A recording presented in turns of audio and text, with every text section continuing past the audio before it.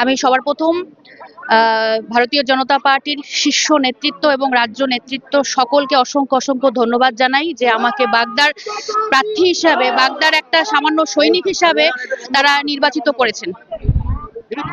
বাগদার মানুষ কিন্তু Facebook, social মিডিয়ায়, বিশেষ করে বিজেপি কর্মীরা কিন্তু একটা পোস্ট করছিল বারবার যে আমরা বাইরের কাউকে চাই না, বাগদারকে প্রার্থী হোক। আপনি কিন্তু ঠাকুরনগর থেকে আসছেন, লড়াই কতটা কঠিন হবে কি বলবেন?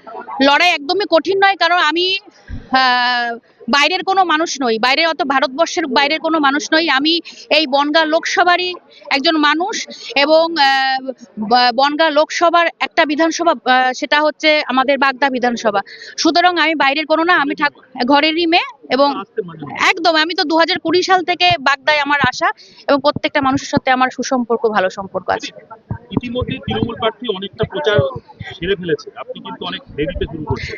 আমি একটা কথা বলি, অনেকে সেটা প্রশ্নটা করছে যে তৃণমূলের দেওয়াল লেখা হয়ে গেছে, তো আমি এই কথাটাই বলবো যে বিজেপির কোনো দেওয়াল লেখার প্রয়োজন পড়ে না। বিজেপি মানুষের হৃদয়ের দেওয়ালে অলরেডি লিখে রেখেছে, ঠিক আছে?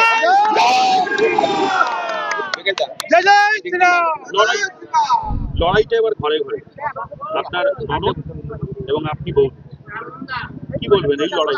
দেখুন, রাজনীতির যার যার জায়গা থেকে শেষে করতে পারে, ঠিক আছে? তো আমি মনে করি যে বাগদার মানুষ, বাগদার মাটি বিজেপি খাঁটি, সুতরাং বাগদার মানুষ ভারতীয় জনতা পার্টির সাথে ছিল, আছে এবং আগামী দিনেও থাকবে।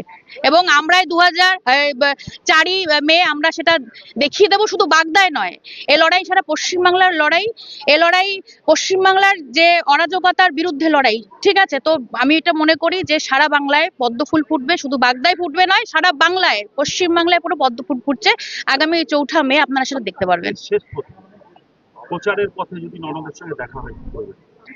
বাগদায় ঘুরছেন আপনি, তার প্রচার তার মতন চলবে, আমার প্রচার আমার মতন। সামনাসামনি তো সেরকম কথা হয়নি, যদি দেখা হয় সৌজন্য বিনিময় সেটা সময় হলে বলতে পারবো, আমি এখন সেটা বলতে পারছি না, সেটা সময় দেখবে। বিজেপি প্রার্থী আমার কাছে আসবে বা কথা বলবে, আমি কেন তার কথা শুনবো না? কেন